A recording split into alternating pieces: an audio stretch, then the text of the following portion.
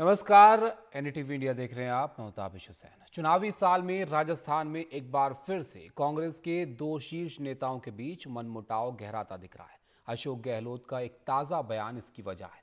दरअसल अशोक गहलोत ने कहा कि पहले कोरोना था, हमारी पार्टी में भी एक बड़ा कोरोना घुस गया है। हालांकि उन्होंने किसी का नाम नहीं लिया, लेकिन इसको लेकर सचिन पायलट की तरफ से प्रतिक्रिया जरूर आई है, जिसे इसके जवाब के तौर पर देखा जा रहा है।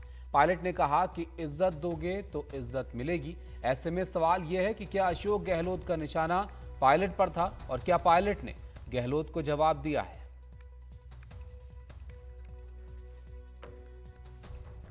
नहीं बोला चाहिए। मैं ये बोलूंगा कि आप ठीक कह रहे हो, मैं मिलने लगा हूँ अभी पिछले सोमवार को मिला। क्या हुआ इस बार अभी कोरोना आ गया, एक बड़ा कोरोना और आ गया हमारी पार्टी के अंदर।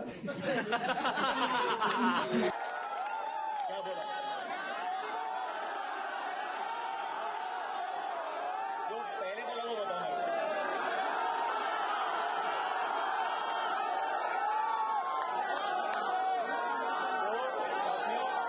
इन सब बातों की जरूरत नहीं है। मैंने हमेशा, और मैं आप लोगों को बोलना चाहता हूँ, क्योंकि मैं आज मैं इस कॉलेज में आया हूँ। मैं कोई प्रोफेसर नहीं हूँ और मैं कोई मास्टर नहीं हूँ, लेकिन मैं आपके बीच में आया हूँ। आपसे उम्र में बड़ा हूँ, इससे मेरा दायित्व बनता है। मैं आपसे बड़ा हूँ, मेरा दायित्व बनता है मैं आपको सही बात बोलूं, आपके संस्कारों को जगाऊं। आपकी परवरिश ऐसी होनी चाहिए कि आप लोगों का मान सम्मान करो, लोगों को इज्जत बख्शो, और इज्जत दोगे तो इज्जत मिलेगी।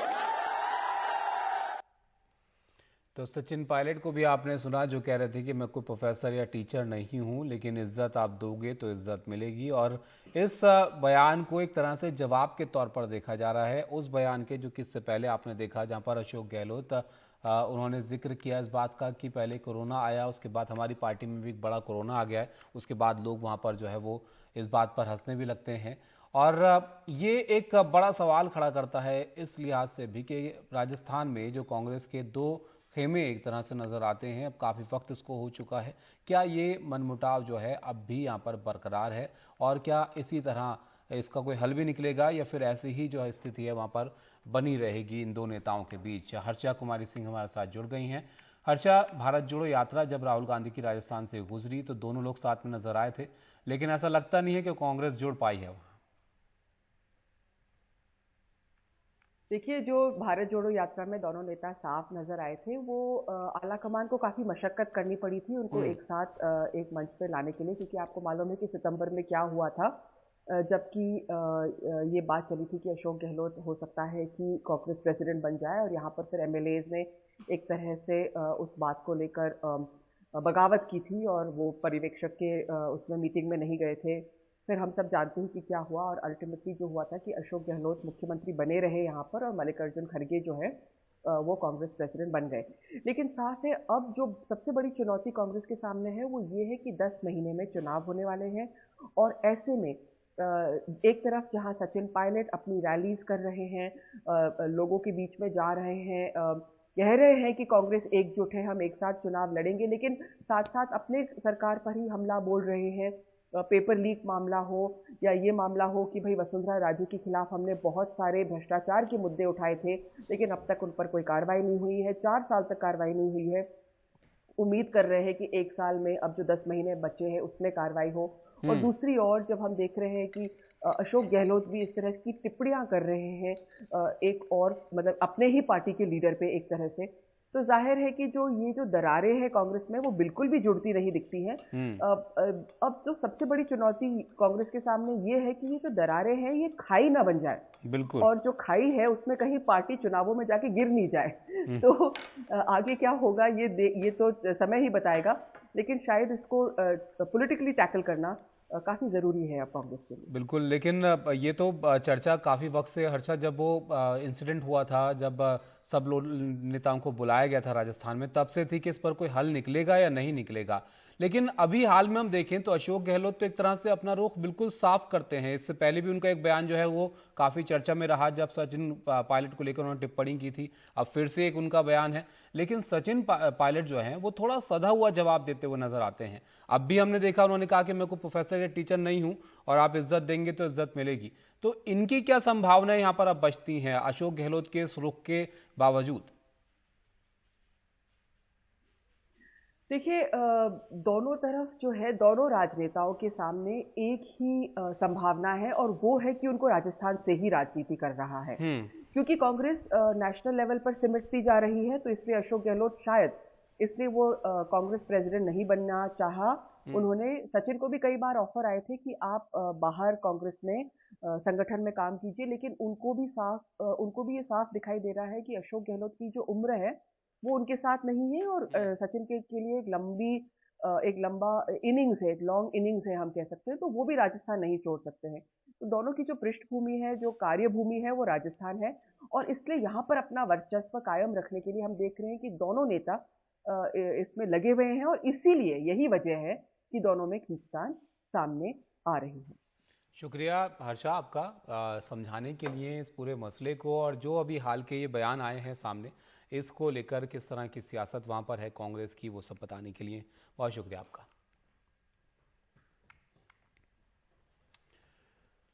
मध्य प्रदेश में गुना जिले की राघोगढ़ नगर पालिका चुनाव में प्रचार के दौरान पंचायत मंत्री महेंद्र सिंह सिसोदिया ने खुले मंच से कांग्रेस नेताओं और कार्यकर्ताओं को बीजेपी में आने को कहा है।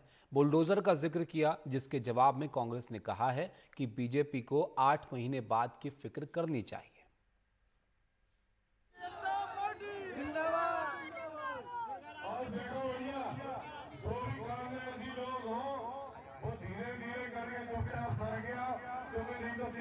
सरकार भाजपा की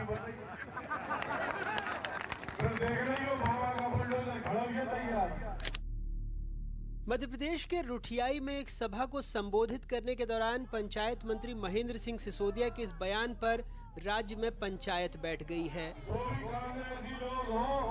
वो धीरे धीरे करके चुपचाप सर गया, क्योंकि नहीं तो 23 में सरकार भाजपा की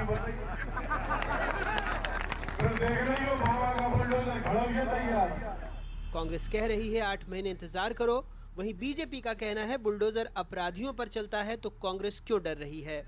कहीं भी डराने धमकाने वाली बात नहीं। वो कह रहे मामा जी का बुलडोजर तैयार है, तो मामा जी का बुलडोजर वो निष्पक्ष तरीके से चलता है, किसी के ऊपर सही काम करने वालों पे तो आज तक नहीं चला। इसके कई उदाहरण मौजूद हैं।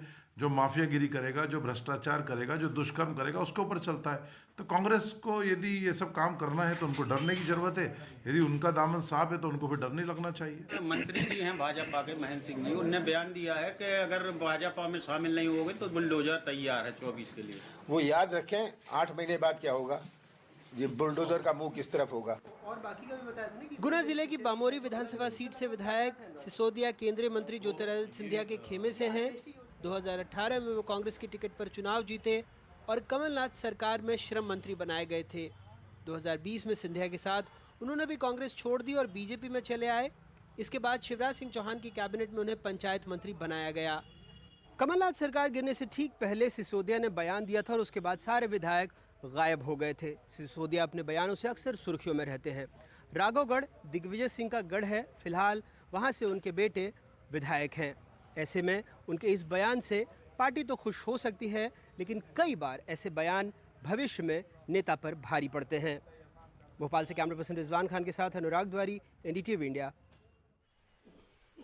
देश का नया संसद भवन लगभग बनकर तैयार हो गया है। आज उसकी खास तस्वीरें सामने आई हैं। नई संसद भवन की तस्वीरें आपको दिखाते हैं जो कि बेहद खास हैं। संसद भवन में 800 सांसदों के बैठने की जगह है। प्रधानमंत्री नरेंद्र मोदी ने नई संसद भवन का शिलान्यास किया था और नई संसद के बनने के साथ ही अंग्रेजों के ज़माने की संसद भवन जो है वो इतिहास में दर्ज हो जाएगी। पुरानी संसद को म्यूजियम में तब्दील कर दिया जाएगा। और आपको बताएं, बीजेपी ने नई संसद की कुछ तस्वीरें साझा भी की हैं जो कि हम आपको दिखा रहे हैं।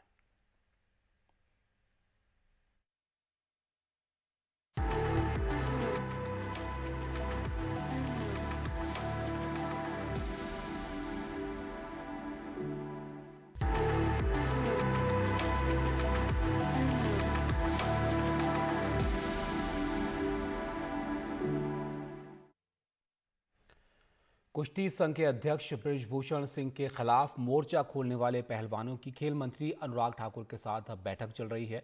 देश के नामी पहलवानों और कुश्ती संघ अध्यक्ष के बीच आज जुबानी जंग भी देखने को मिली।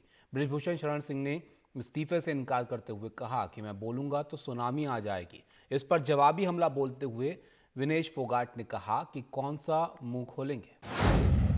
सर ये कह रहे हैं कि अगर आपने इस्तीफा नहीं दिया तो आपसे कराया जाएगा जबरदस्ती, तो भूचाल आ जाएगा। ऐसा क्या वो मुंह खोलने वाली है? अब हो सकता है हम खोल दें तो सुनामी आ जाए। हम खोल दें तो सुनामी आ जाए। मैं जो है किसी की दया पर नहीं यहाँ पर बैठा हूँ।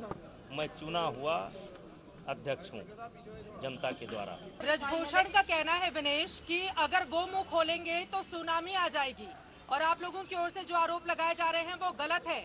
और ये भी कहा जा रहा है कि आपने ओलंपिक में स्पॉन्सर कपड़े पहने थे और इस पर आपको डांट पड़ी थी और तमाम और भी बातें बृजभूषण शरण सिंह की ओर से गिनाई जा रही है। देखिए मैम, वो अपनी बातें रख रहे हैं, मुझे तो अफसोस हो रहा है कि इतना सब होने के बाद वो चुप भी नहीं हो रहे हैं।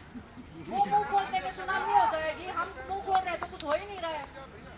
वो कौन सा मुंह खोलना चाहते हैं? मैं तो चाहती हूँ कि सुनामी क्या कुछ तूफान आ जाए। ये हिंदुस्तान के शेर हैं, हिंदुस्तान के पहलवान हैं, ये लेंगे। अब जाते आते आपको दिखाते हैं कि किस तरह हिमाचल प्रदेश के कई इलाकों में जबरदस्त बर्फबारी हो रही है। आपको मनाली की तस्वीरें दिखाते हैं। भारी बर्फबारी की वजह से यहां पर नेशनल हाईवे 2 का रास्ता बंद है। अटल टनल के लिए जाने वाले टूरिस्टों को भी इस रास्ते पर जाने से रोक दिया गया है।